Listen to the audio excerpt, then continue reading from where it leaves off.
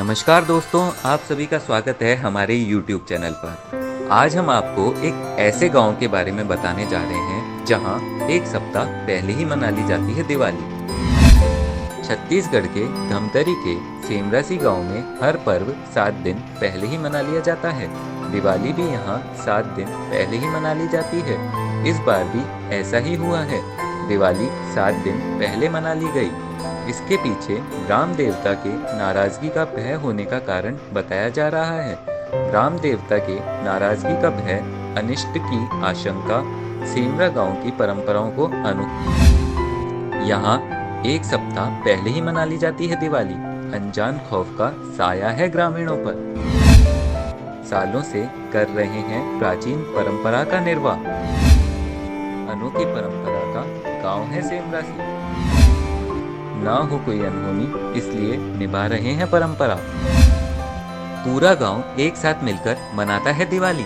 जहां पूरे देश में लोग दिवाली से 7 दिन पहले खरीदारी और साफ सफाई में लगे होते हैं, वहीं सेमरासी में 7 दिन पहले ही लक्ष्मी पूजा और आतिशबाजी हो जाती है।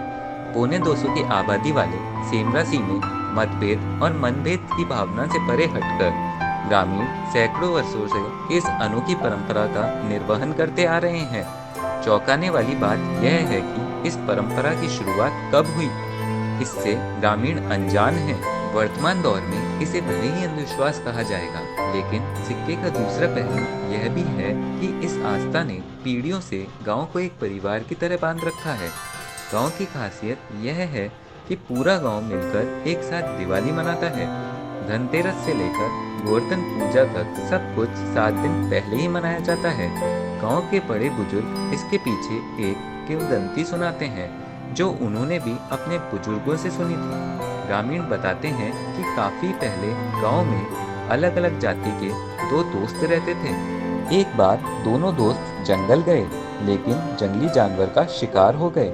दोनों के शव गांव में अलग अलग सरहद पर दफनाए गए। मौत के कुछ दिन बाद गांव के मालगुजार को वही दोस्त सपने में आए और कहा कि गांव में हमें देवता के रूप में मानो। दीपावली, अष्टमी या नवमी को मनाओ। यदि कोई इसे अलग मनाएगा तो उसे अनिष्ट का सामना करना पड़ेगा। बस तब से ही यहाँ दीपावली अमावस्या की जगह अष्टमी को मनाई जाती है। गांव उन दोस्तों की पूजा सिरदार देवता के रूप में करता है। गांव के सिरदार देव का मंदिर भी स्थापित किया गया है। त्योहार के दिन गांव का प्रत्येक निवासी, बच्चे, बड़े, बुजुर्ग और जवान सिरदार देव के मंदिर के पास एकत्र होते हैं। इन आयोजनों में छत्तीसगढ़ के विभिन्न जिलों की नाच पार्टी अपनी प्रस्तुति देती है। सपने को साकार करने के लिए पहले मनाते हैं त्योहार। त्योहारों को एक सप्ताह पूर्व मनाए जाने को लेकर एक अन्य कहानी भी बताई जाती है। इस कहानी के मुताबिक सैकड़ों वर्षों पूर्व इस गांव की भूमि में एक बुजुर्ग आकर निवास किया। उसका नाम सिरदार था। उसकी चमत्कारी शक्तियों एवं बातों से गांव के लोगों की परेशानियां दूर होने लगी।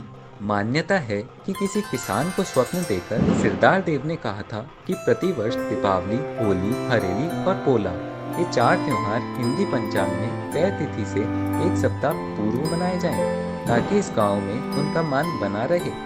तब से ये त्योहार प्रतिवर्ष रामदेव के कथनानुसार मनाए जा रहे हैं।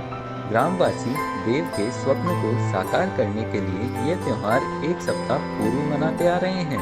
शादीशुदा महिलाएं नहीं जाती हैं देवता के पास। दशहरे का पर्व इस गांव में पूरे भारतवर्ष के साथ यानी हिंदी पंचांग में अंकित तिथि के अनुसार ही मनाया जाता है। रावण का दहन पूरे गांव में एक स्थान पर यानी सिरदार देव के मंदिर के पास ही होता है।